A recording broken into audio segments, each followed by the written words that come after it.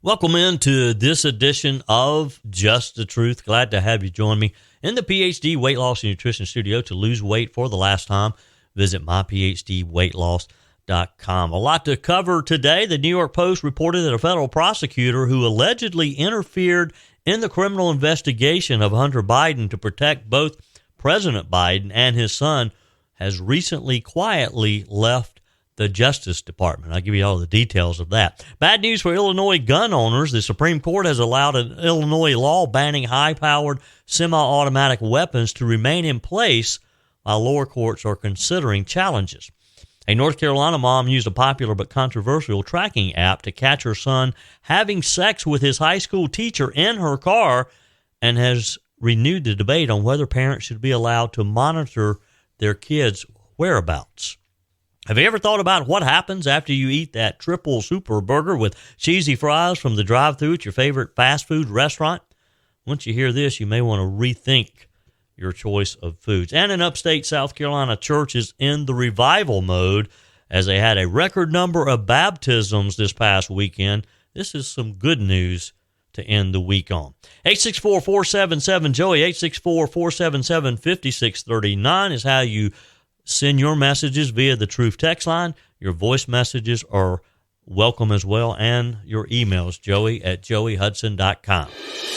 I told you we'd be back. And ye shall know the truth, and the truth shall make you free. It's Joey Hudson. I wanted to name it the Joey Hudson bill, but, they don't allow you to put names on bills. But I wanted to call it the Joey Hudson bill because I know that one's been near and dear to you for a number of years. That's how it's done. Let your voice be heard. And the truth shall set you free. Here's Joey Hudson. As the U.S. House of Representatives gets ready to put the impeachment investigation into high gear of Joe Biden, more details on the Department of Justice and how they potentially interfered into the investigation, or maybe lack of investigation, of the Biden family. We're learning more details on this daily. A federal prosecutor who allegedly interfered in the criminal investigation of Hunter Biden, obviously to protect President Biden, recently left the Justice Department, according to the New York Post. Former Delaware Assistant U.S. Attorney Leslie Wolf has quietly departed from the Department of Justice, we're told. We learned of Ms. Wolf's departure as she appeared for a deposition with the House Judiciary Committee on Thursday morning, which, of course, followed Wednesday night's House vote to formally authorize the impeachment inquiry into Joe Biden over his role in his son and brother's foreign business dealings. Ms. Wolf's starring role in the alleged cover-up in the criminal tax fraud and foreign lobbying investigation is a significant part of the impeachment inquiry, we're told, with whistleblowers saying that she discouraged asking witnesses questions about, quote, the big guy or dad, referring to Joe Biden, claiming there was no specific criminality to that line of questioning. Two IRS agents who worked on the criminal investigation, and we've heard from them in the past, Gary Shapley and Joseph Ziegler, alleged in prior testimony to House committees that Ms. Wolf tipped off Hunter Biden's lawyers to investigative steps and forbade inquiries into Joe Biden even when communications mentioned him.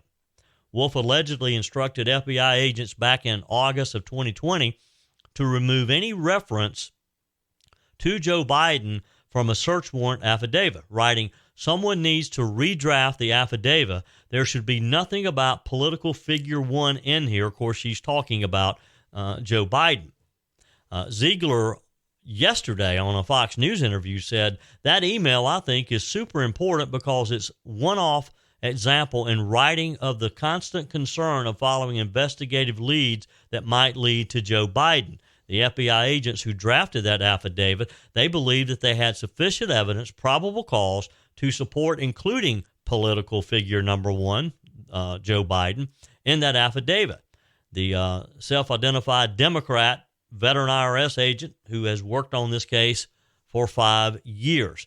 That related to Ukrainian energy company Burisma, access to Joe Biden and access to the administration, and there was ample evidence that was included in that affidavit that supported including, again, political figure number one, Joe Biden. That has a waterfall effect on the investigation because those emails that were that we're searching for might not come through to the team, he said. Investigators learned in December 2020 that Ms. Wolf reached out to Hunter Biden's defense counsel and told them about investigators' plans to search a Northern Virginia storage unit that contained business records. Ziegler said in prior congressional testimony, once again circumventing our chance to get to evidence from potentially being destroyed, manipulated, or concealed. Shapley, who supervised the Hunter Biden criminal investigation for 3 years, testified investigators also were barred from searching a guest house at Joe Biden's Wilmington, Delaware home, where Hunter often stayed, to find supporting evidence. Shapley said that on September 3rd, 2020, Ms. Wolf told us there was more than enough probable cause for the physical search warrant there, but the question was whether the juice was worth the squeeze. Of course, sort of indicating that you don't want to mess with Joe Biden. Wolf also allegedly objected during a meeting on December 3rd, 2020, to questioning a key Biden family associate, Rob Walker, about the president. Wolf interjected and said she did not want to ask about the big guy and stated she did not want to ask questions about Dad, he said. When multiple people in the room spoke up and objected that we had to ask, she responded, there's no specific criminality to that line of questioning. This upset the FBI too, Shapley testified. The whistleblowers also accused Weiss's office of giving Hunter Biden's legal team advance knowledge of a planned interview attempt in late 2020, scuttling a planned approach, and said that prosecutors didn't inform them about a paid FBI informant's tip that Joe and Hunter Biden received $10 million in bribes from Burisma, which paid Hunter, of course, $1 million to serve on its board beginning in 2014, when then Vice President Dad led U.S. policy toward the country. Shapley and Ziegler also said that they were not allowed to get cell phone geolocation data that could have proved Joe Biden was in fact sitting beside Hunter Biden in July 2017 when Hunter sent a threatening text message to a Chinese government-linked businessman saying, I'm sitting here with my father, and warning of retribution. Within 10 days of that message, we now know that $5.1 million flowed to accounts linked to Hunter and James Biden from CEFC China Energy. After $1 million earlier that year and less than 2 months after Biden left office as vice president. A May 2017 email penciled in Joe Biden referred to as the big guy for his 10% cut. Ms. Wolf departed U.S. Attorney David Weiss's office in recent weeks, months after he was made special counsel in the Hunter Biden case, though it's unclear precisely when and on what terms she left the office.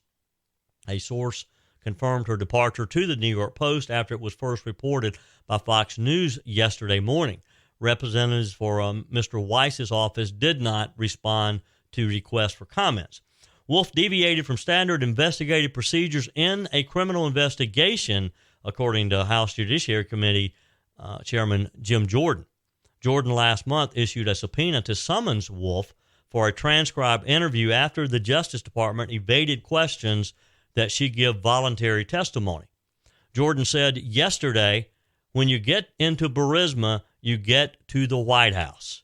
Other officials who have dodged requests for interviews, including Department of Justice Tax Division officials Jack Morgan and Mark Daley, whose team pushed back on charging Hunter Biden during a June 2022 meeting, according to IRS tax investigators. Given your critical role you played in the investigation of Hunter Biden, you are uniquely situated to shed light on whether President Biden played any role in the department's investigation and whether he attempted in any way to directly or indirectly obstruct either that investigation or our investigation, Jim Jordan wrote in a November 21st letter to Ms. Wolf. The Judiciary Chairman said the prosecutor had firsthand knowledge of the first son's case, having attended a substantial majority, if not all, of the meetings held in Weiss's office over the course of the probe. One of those meetings Wolf obstructed, Jordan said, which involved a briefing that former Pittsburgh U.S. Attorney Scott Brady eventually gave Weiss's office about an FBI informant file that alleged Hunter and Joe Biden took a $10 million bribe from the owner of Burisma Holdings. Other IRS documents show that Ms. Wolf requested that references to Biden, who was then a Democrat presidential candidate, be removed since he was outside of the scope of their probe, according to the whistleblowers. Fast forward to January 12th, 2022, this meeting, Shapley took notes that he later disclosed to GOP lawmakers, revealing that Ms. Wolf had discouraged digging into allegations that Hunter's sugar brother, the Hollywood lawyer that we know as Kevin Morris, who paid off $2 million in Hunter Biden's tax liabilities, had committed campaign financial criminal violations. I mean, this guy didn't pay off $2 million of Hunter Biden's taxes out of the goodness of his heart. He wanted something in return. Weiss's office reportedly considered letting Hunter Biden off the hook for the $2 million in tax evasion without charges before announcing a probation-only deal on tax and gun charges in June after the IRS whistleblowers' alleged cover-up. We all kind of scratched our heads then thinking, is this it? Is this the charges? Or is this all of the charges that this Weiss is going to lodge against Hunter Biden when we know what he actually did? Hunter Biden, as you know, though, walked away from the plea deal in July over courtroom demands for assurances that he would not later face other charges, such as alleged violations of the Foreign Agents Registration Act, which would, of course, implicate his dad. The first son, who theatrically refused to comply with a subpoena for his own testimony this week, has been recharged with tax and gun charges in Los Angeles and Delaware. Critics note that the continued lack of FARA charges for linking clients to his father and other U.S. officials. And that is the next big question to be answered.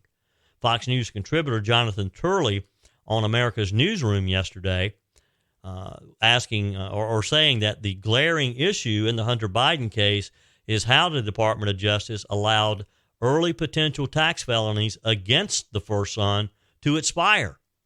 Turley questioned why Special Counsel David Weiss, who's investigating Hunter Biden's his possible misconduct, would allow the statute of limitations to run out during the investigation.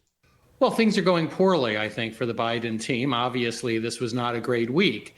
The impeachment inquiry is indeed that. It's an inquiry. It's an effort to confirm these facts. The Democrats voted unanimously to stop further questions, even though half of Americans, according to a recent poll, support the inquiry. 70% of Americans believe the president has acted illegally or unethically.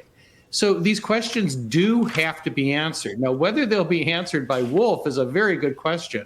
She may still be operating under instructions from the Department of Justice as to what she can discuss about the handling of this case. The glaring issue remains the fact that the Department of Justice allowed these early felonies to expire. The whistleblowers have said they had a deal on the table which would have allowed that statute of limitations to be extended. For some inexplicable reason, Weiss allowed it to expire. And I got to tell you, I pride myself on being able to share both sides of a legal issue. I can't imagine the rationale for allowing felonies to expire in the middle of an investigation. And maybe she can, because I can't think of one. And it is a bit puzzling, isn't it, that these investigators, we talked about this earlier, that you have a prosecutor whose job it is to get to the truth, but yet he lets this time expire. You get past the statute of limitations to the point that you can't do anything about it anymore. Why would any prosecutor? And according to Jonathan Turley and other legal experts, he could have gotten an extension by taking some action early on. So what's the next step? And how does the Biden Department of Justice handle this? I mean, even Merrick Garland now has to be thinking, we can't continue to cover this up. We have to at least appear as though we're cooperating in the U.S. House of Representatives investigation. The New York Post editorial board has their own ideas. In an opinion piece published in the New York Post, they write, congressional Republicans have vowed to hold Hunter Biden in contempt for defying their subpoena, which will put the ball in the Justice Department's court for prosecution. That's a serious hot potato for Attorney General Merrick Garland. He can shield Hunter, and thus his dad, from the consequences of defying the law, but only at the cost of exposing himself as utterly partisan. They go on to write, citizens who receive subpoenas are legally required to show up, and the Garland Justice Department prosecuted and convicted former Trump officials, and he named Peter Navarro and Steve Bannon, for similarly defying congressional subpoenas. Bannon sentenced 4 months in prison and a $6,500 fine. Mr. Navarro is awaiting sentencing. Both are appealing the verdicts. They go on to write, Hunter's offer to testify publicly is no defense. Lawmakers set the terms, not witnesses, and the House insisted on a closed-door interview. Hunter's not only blew them off, he rubbed it in their faces, daring them to pursue contempt charges at, quote, poor me press conference right outside of the Capitol yesterday, just steps from where he was supposed to be. And by the way, they write, his truthful testimony is vital to determining Joe's role in Hunter's businesses. American voters surely have a right to know if their president is corrupt, the New York Post writes. Congress, acting as a check on the executive branch, is constitutionally required to find out. Indeed, Democrats claimed just such a duty when they held endless hearings on Trump-Russia claims they knew were bogus. Garland can tell the House he won't intervene, that it'll have to order its sergeant-at-arms to toss him in the Capitol jail as the Constitution allows, and it's been and as it has been with others in the past. The New York Post writes, but what does Hunter's Secret Service detail do then? At some point, a president's abuse of executive branch powers itself becomes an impeachable offense. And good question. What does Hunter Biden's Secret Service detail do if the U.S. House of Representatives sends their sergeant-at-arms out to pick him up? We have some interesting times ahead of us, folks. No way, I believe, that even Merrick Garland can ignore some of the things that we know now. Shifting topics here, the Supreme Court, in a decision yesterday, is allowing an Illinois law banning high-powered semi-automatic weapons to remain in place. In a Thursday order with no noted dissents or explanation of its decision, the Supreme Court denied a request from the National Association for Gun Rights, which asked for a preliminary injunction. The ban, which was signed by Democrat Illinois Governor J.B. Pritzker back in January, includes penalties for individuals who carry or possess, manufacture, sell, delivers, imports, or purchases any assault weapon or .50 caliber rifle. The law also includes statutory penalties for people who, again, sells, manufactures, delivers, imports, possesses, or purchases any assault weapon attachment or .50 caliber cartridge. Any kit or tools used to increase the fire rate of a semi-automatic weapon are also included in the ban, and the law includes a limit for purchases of certain size magazines. After yesterday's ruling, the law will stay in place while it's litigated in lower courts. In a statement, the National Association for Gun Rights said that the ruling doesn't impact the case. They say, quote, a right delayed is a right denied, and every day these gun bans are enforced is a travesty to freedom.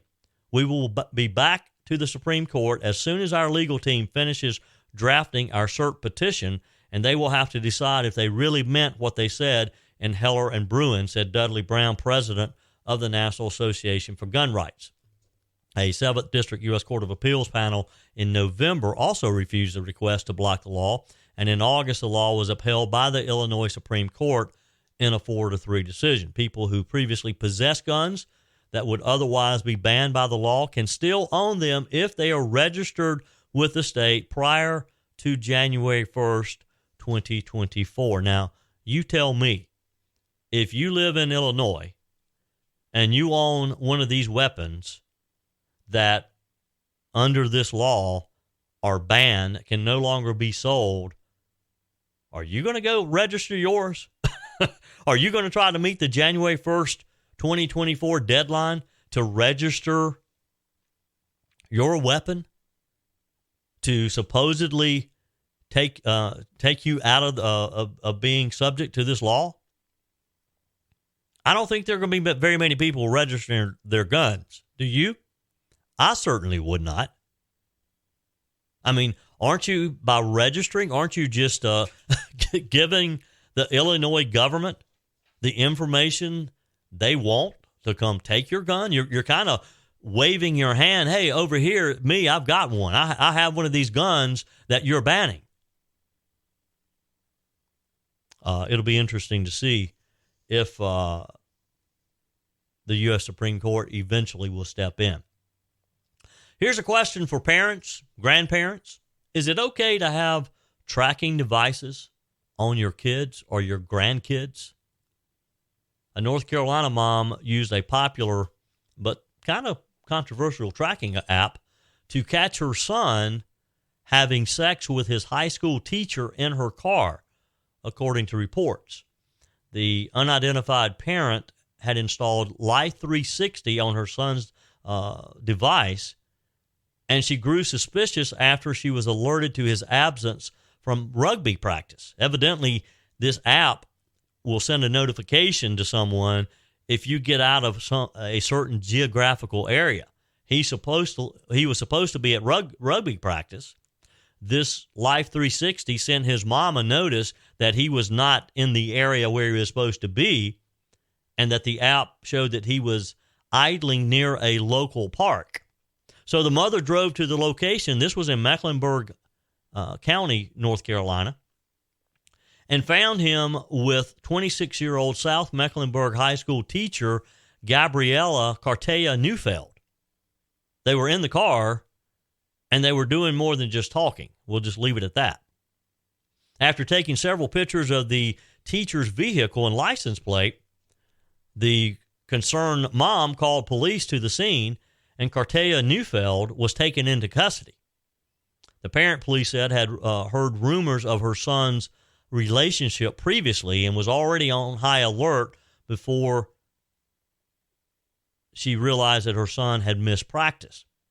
Cartea Neufeld, a science teacher, had been in a relationship with this young boy in her car, inside his mother's home, and at her own residence, according to prosecutors. Rumors of the union had also been flying around the school for months prior to the arrest, prompting administrators to question both the young man and his teacher. The district attorney said that Cartea Neufeld's arraignment and that she had denied a relationship. The educator was hit with 5 counts of felony sexual activity with a student by a teacher. She was initially taken to the Mecklenburg County Jail late last week, but has since made bail.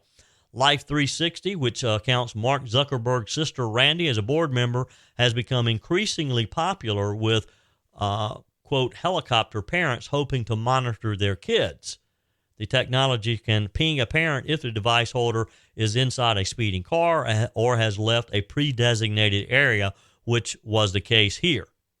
Life 360 has roughly 50 million active monthly users and was expected to pull in earnings of $300 million this year.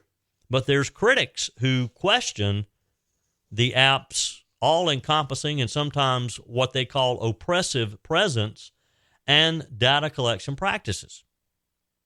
Human trafficking activists have suggested that victims are being tracked using the app, while company representatives have cast those instances as outliers.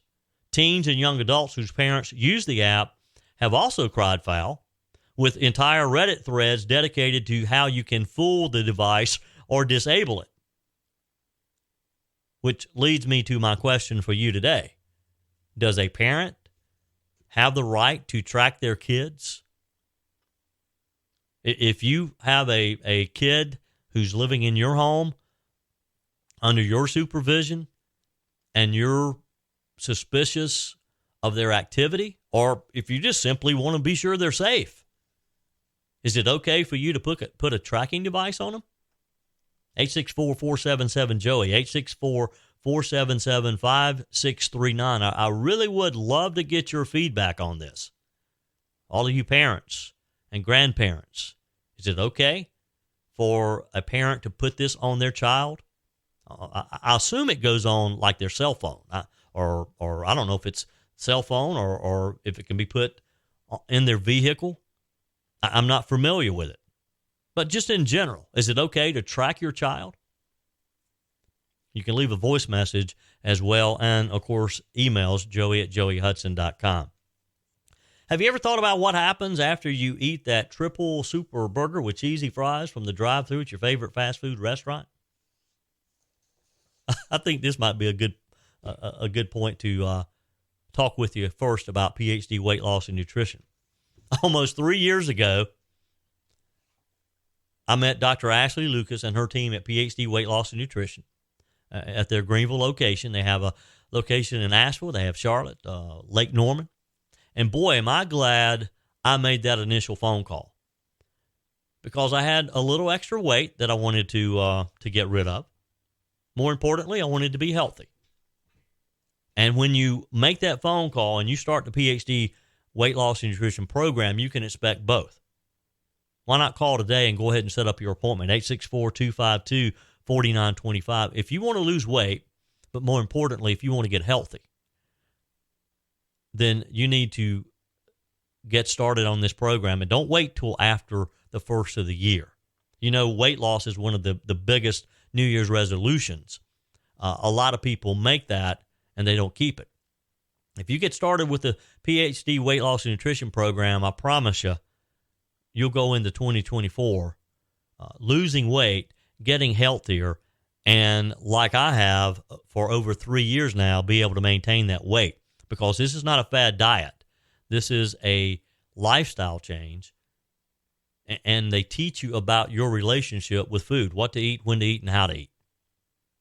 Call them and set up your initial appointment today, 864-252-4925, because I want you healthy in 2024. You can go online as well at myphdweightloss.com. PhD Weight Loss and Nutrition, the official partner of the Clemson Tigers. So back to my question. You just ate the triple super burger with cheesy fries, so what happens next? Health educator Dr. Julie Gatza explains step-by-step what happens to your body after you eat a typical fast food meal, and offers advice for beating the fast food blowback. Americans love fast food. We know that because of the millions and millions who frequent the fast food stores every single day. But how many of us really know what happens to our bodies right after we scarf down our favorite fast food meal? Washed down with Cokes and those salty French fries. So Dr. Gatza from the Florida Wellness Institute walks you through the sequence of negative health events that we trigger after swallowing the very first bite of that fast food. And she also offers suggestions on how to minimize the nasty side effects and blowback fast food can trigger. And this is part of the PhD Weight Loss and Nutrition program too. They'll talk with you about these same things. So here are the body reactions that typically occur within the first hour of you eating that. I probably shouldn't call any specific fast food, but one of those burgers, one of those greasy burgers. 5 minutes, you get a sugar rush. Your blood sugar begins to rise and you feel a surge of energy. 15 minutes, dehydration. Fast food is loaded with sodium. The more you eat, the thirstier you're going to become, and you'll want more Coca-Cola. 20 minutes, you might start feeling a bit of heartburn. Fried fatty foods are slow to digest and spend longer in your stomach, triggering the production of more acid, which can leak up into your esophagus and give you that heartburn. And then 30 minutes into it, you start feeling that bloating feeling, right?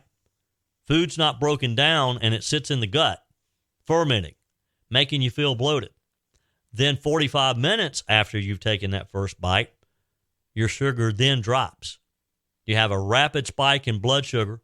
Those eating fast foods typically get an insulin surge, then a blood sugar crash. And then 50 minutes in, Shortly after blood sugar falls, glucose leaves the brain, and feelings of depression and anxiety can appear, and then it makes you want to start the whole process over again. That's why you crave those salty foods. 55 minutes, poor concentration. When bad fats, such as those found in junk food, reach the brain, they trigger that brain fog, and you just can't focus on anything. And then 1 hour into it, the immune response is triggered as the body fights against indigestible fast food molecules, and you start getting that inflammation throughout the body. You still want to have that drive-through burger today, if you're listening? So here are some tips. You don't have to completely eliminate fast foods, although I would suggest that you do. I'm a food addict or fast food addict. I can't eat just a few French fries, so I have to avoid them altogether, or I start craving them. According to suggestions, give your fast food a background check. For example, do McDonald's fries have more grams of fat than Burger King fries? There are resources online like fastfoodnutrition.org where you can get the nutrition stats for the meals that you're thinking about eating. Some fast foods are a little better than others. Avoid sweetened carbonated beverages. They impair food absorption and contain hundreds of empty calories. Don't eat the whole thing at once. Some of the mega burgers contain enough calories for your entire day. So split it up. There are lots of ways, again, that you can avoid this. And again, it is a cycle. They also suggest that you eat slowly on an empty stomach and only if you're hungry. For best digestion and absorption, chew your food 15 to 20 times. And again, my suggestion for you, and what has worked best for me, just don't eat the fast food. Don't eat the greasy fried foods that you get at a drive-thru. Eat healthier foods. And I promise you, it gets easier and easier. On the Truth text line, yours is welcome as well. 864-477-JOEY, 864-477-5639.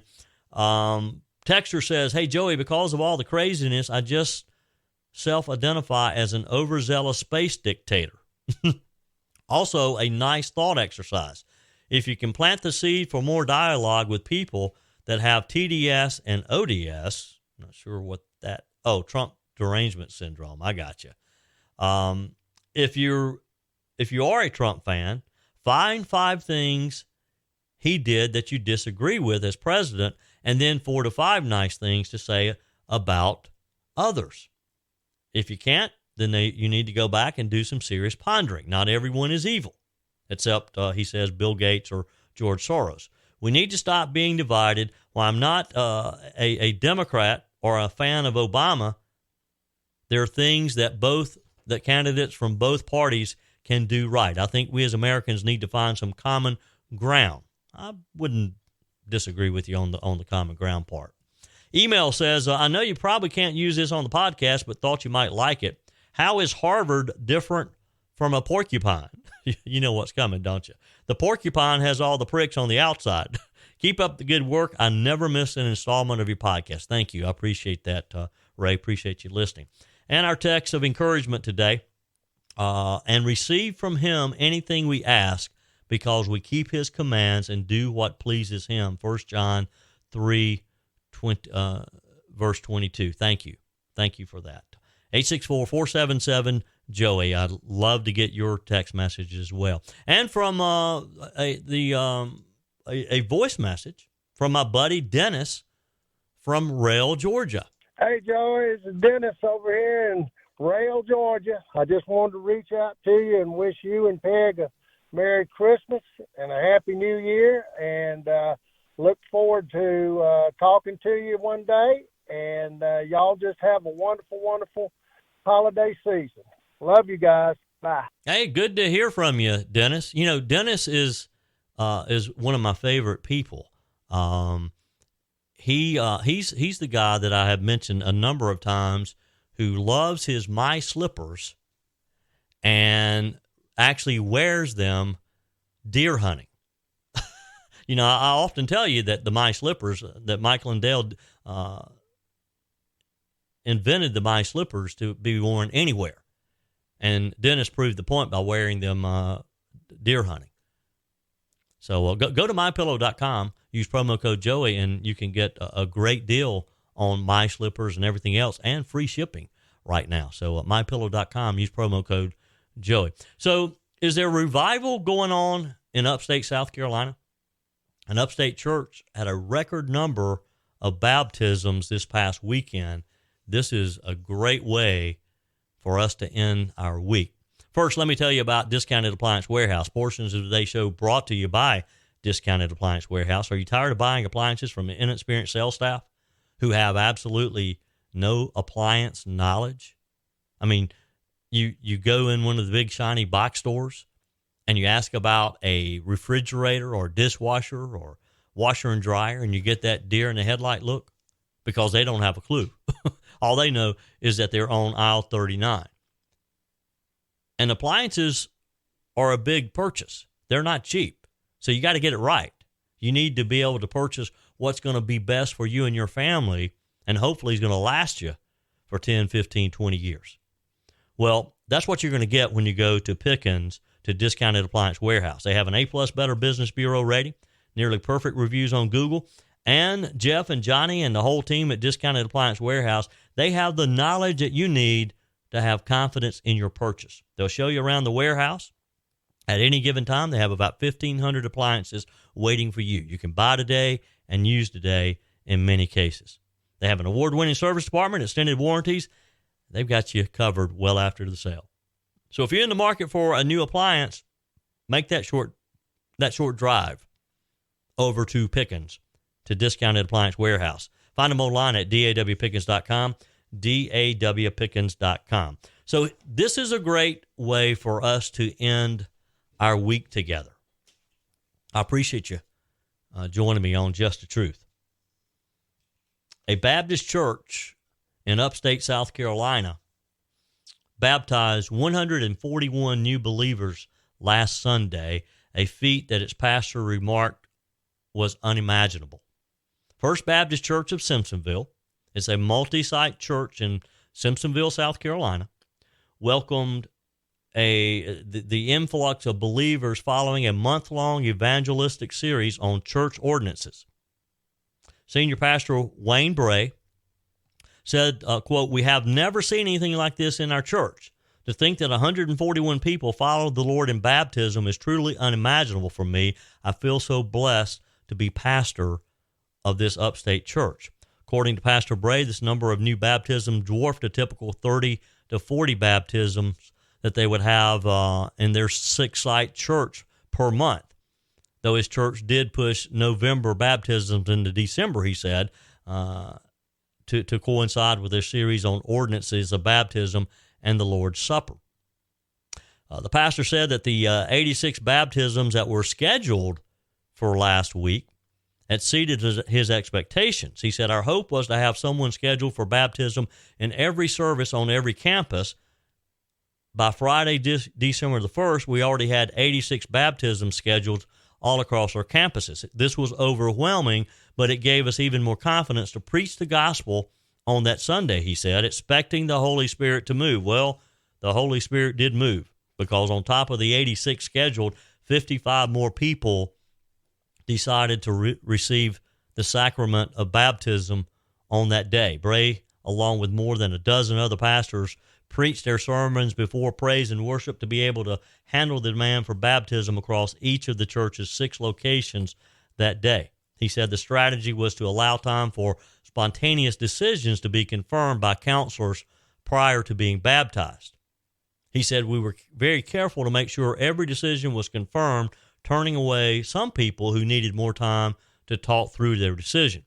The pastor stated that God has certainly been doing something special these past few years upon reflecting on how his congregation has grown from baptizing 400 new believers since the beginning of 2022.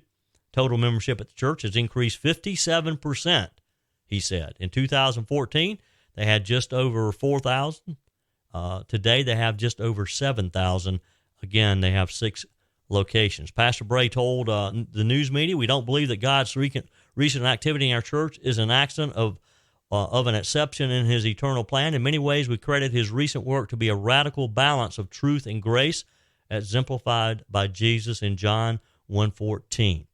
The pastor concluded, "It's easy to celebrate 141 baptisms across all campuses and miss something special. The new upstate church campuses that have launched from a merger represent 63 of those baptisms." He said that is beautiful. And that is wonderful to have 141 people baptized in this church service. That's it for today's edition of Just the Truth, and what a way to end it, right? Thanks for joining me in the PhD Weight Loss and Nutrition Studio. To lose weight for the last time, visit myphdweightloss.com. If you haven't joined our mailing list, let me encourage you to visit my website, joeyhudson.com. Click on the Connect with Joey button so that you receive our emails and the most up-to-date news. Thanks for spending a few minutes of your day with me. We're back again next week. Hope you plan to be with us as well. Keep your comments coming via the Truth text line, 864-477-JOEY. Keep your emails coming to joey@joeyhudson.com as well. Have a wonderful weekend. And remember, folks, God's got this. He's still in control.